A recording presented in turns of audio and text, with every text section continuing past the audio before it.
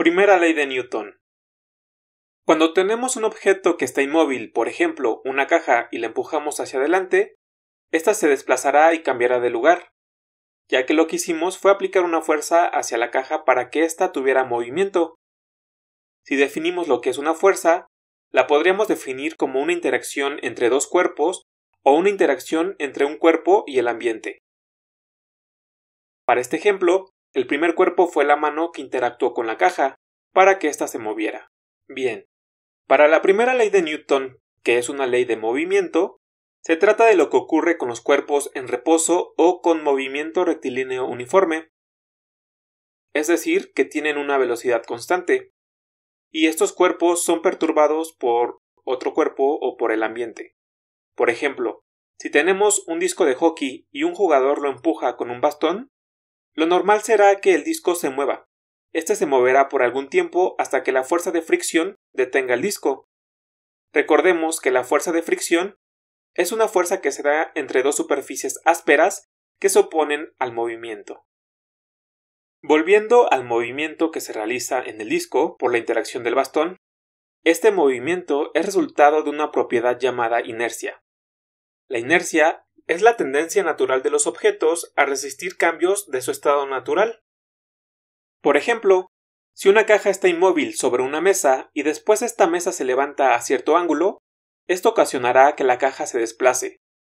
Entonces es ahí cuando decimos que por inercia la caja se movió. Ahora con todos estos ejemplos podemos definir un poco mejor sobre la primera ley de Newton, la cual nos dice que un cuerpo no cambia por sí solo en reposo o en movimiento rectilíneo uniforme, a menos que se le aplique un conjunto de fuerzas sobre éste.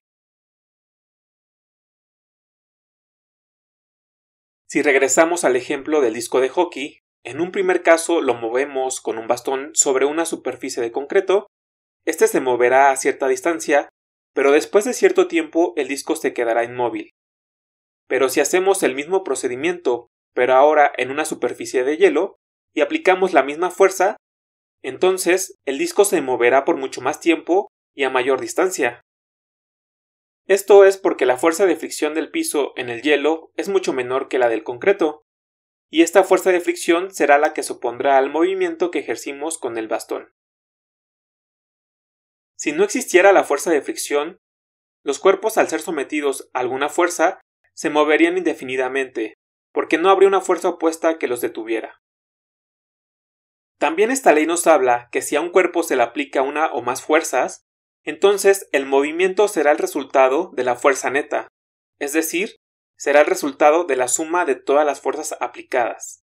Por ejemplo, si tenemos el disco de hockey que es lanzado por un primer bastón con una fuerza de 20 newtons, y en el mismo instante otro bastón lo golpea al disco con la misma fuerza de 20 newtons, pero en sentido opuesto, entonces la fuerza neta será 0, y por lo tanto el disco no se moverá, ya que la fuerza neta es la suma vectorial de todas las fuerzas sometidas, y en este ejemplo las fuerzas se contrarrestan entre sí.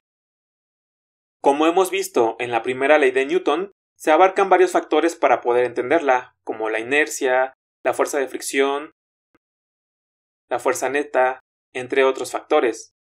Entonces, como resumen general diremos que los cuerpos se mantendrán en reposo o en movimiento rectilíneo uniforme, a menos que se le aplique una fuerza externa que los perturbe. Si te gustó este video, dale like y suscríbete. Nos vemos hasta el próximo video.